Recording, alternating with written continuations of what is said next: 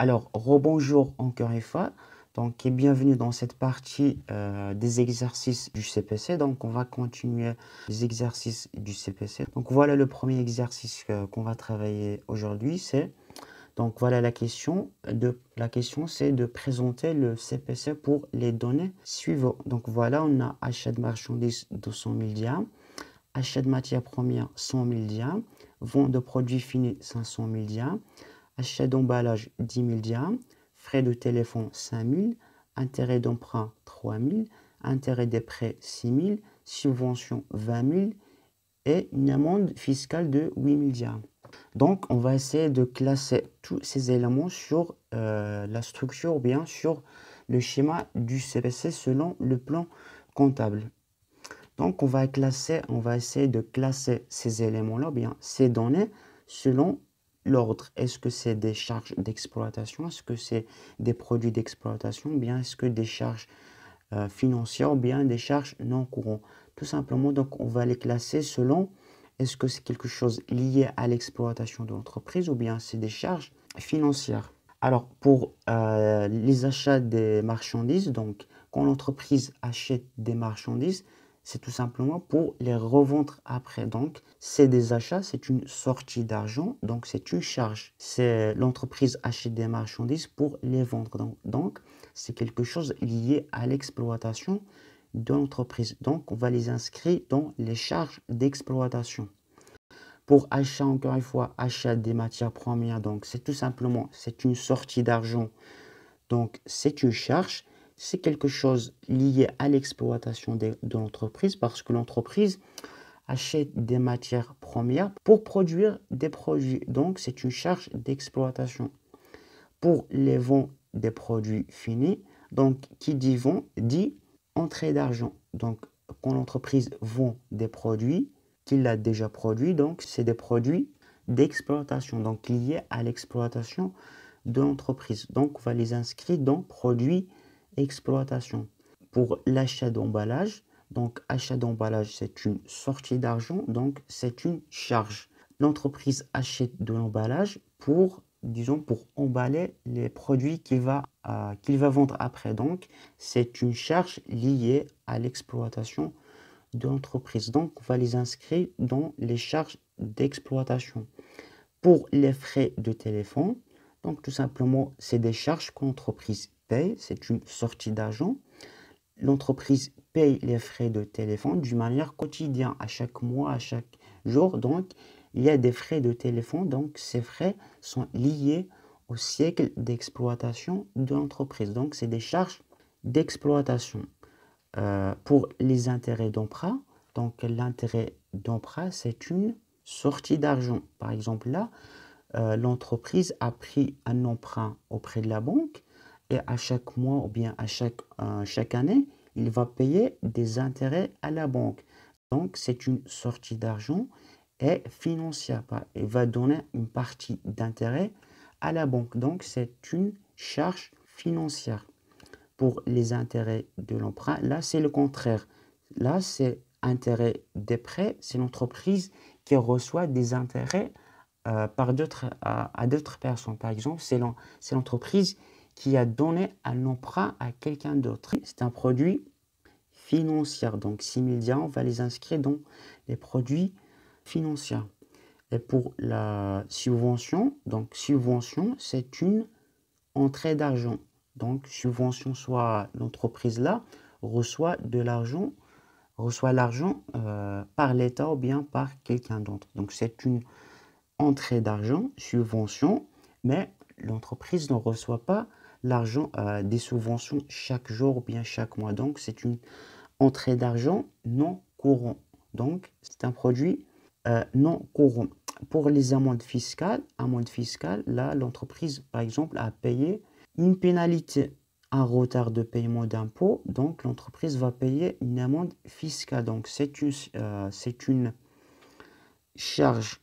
Donc, c'est une sortie d'argent, mais l'entreprise ne paye pas, disons, chaque jour, chaque mois des amendes. Donc, c'est une charge non courante. Ne liée pas, ce n'est pas lié au cycle d'exploitation de l'entreprise. Donc, voilà le schéma. Donc, l'achat de marchandises, l'achat de matières premières et l'achat d'emballage et le frais des téléphones, tout simplement, c'est des charges d'exploitation. Donc, si on additionne 200 000 plus 100 000 plus 10 000 plus 5 000, va nous donner 315 000. Donc voilà donc la structure du CPC. Toujours on commence par les produits d'exploitation. Donc on a produit d'exploitation, c'est 500 000 dirhams. Les charges d'exploitation qu'on a juste calculé, c'est 315 000 dirhams. Pour le résultat d'exploitation, c'est 500 000 moins 315 000. Donc on va trouver 185 000.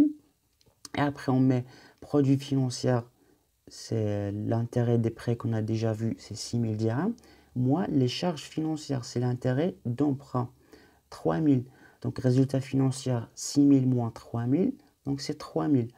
Pour le résultat courant, c'est résultat d'exploitation plus résultat financier. Donc, 185 000 plus 3 000 va nous donner 188 000. Et après, on va calculer, on va mettre le produit non courant, c'est 20 000.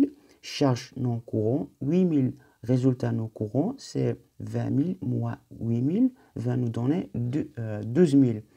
Et voilà donc pour le résultat avant impôt. Donc c'est le résultat d'exploitation plus le résultat financier plus le résultat courant. Donc c'est ou bien le résultat courant plus résultat non courant, tout simplement. Donc c'est 188 000 plus 12 000, ça va nous donner 200 000 dirhams. Donc tout simplement, voilà donc la structure, le schéma, bien la structure du CPC. Donc maintenant, on n'a pas calculé on n'a pas la question, on n'a pas calculé l'impôt. Donc c'est ce qu'on va voir dans l'exercice suivant. Donc voilà l'exercice numéro 2, c'est tout simplement le même exercice. Tout simplement, ce qui est différent, c'est on a une deuxième question qui est de déterminer le résultat final, sachant que le montant d'impôt est de 30%. Donc, c'est le même exercice, tout simplement, on va rajouter l'impôt. Donc, on a déjà calculé le résultat avant impôt. Tout simplement, on va voir comment on calcule l'impôt. Donc, voilà, donc on a le taux de l'impôt, c'est 30%. Donc, comment on fait exactement? On prend le résultat avant impôt qu'on a trouvé, c'est 200 000 dirhams. Donc, résultat avant impôt, c'est 200 000 dirhams. Donc, on va prendre 200 000 dirhams fois 30%. Donc, 30% des 200 000 dirhams, c'est 60 000 dirhams. Donc, voilà. Donc, l'impôt est égal à 60 000 dirhams. Donc, l'impôt, donc là, l'entreprise, il a réalisé un résultat de 200 000 dirhams avant impôt. Et après qu'on applique le taux de l'impôt qui est de 30%, donc 30% des 200 000 dirhams que l'entreprise a réalisé comme résultat, ça va nous donner 60 000 dirhams. Donc là, l'entreprise va verser à l'État 60 000 dirhams. Donc, et pour savoir, ou bien pour déterminer le résultat final de l'entreprise, donc résultat avant impôt, c'est 200 000 dirhams, on va déduire la somme de l'impôt qui est 60 000 dirhams. Donc 200 000 dirhams moins 60 000 dirhams, donc ça va nous donner 140 000 dirhams. Et voilà, donc c'est ça le résultat final, donc c'est 140 000 dirhams. Après, c'est le résultat final ou bien résultat après impôt.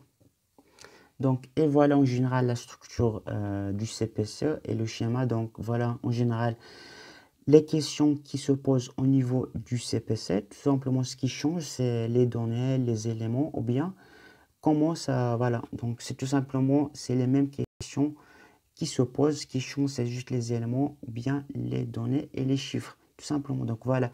Et voilà. Donc, maintenant, j'espère que vous avez compris la structure et le schéma du CPC. Si vous ne comprenez pas quelque chose ou bien une partie, vous pouvez toujours donc laisser vos questions sur les commentaires. Et donc voilà, donc pour recevoir les prochaines vidéos, donc abonnez-vous. Allez, donc je vous dis bon courage et à bientôt.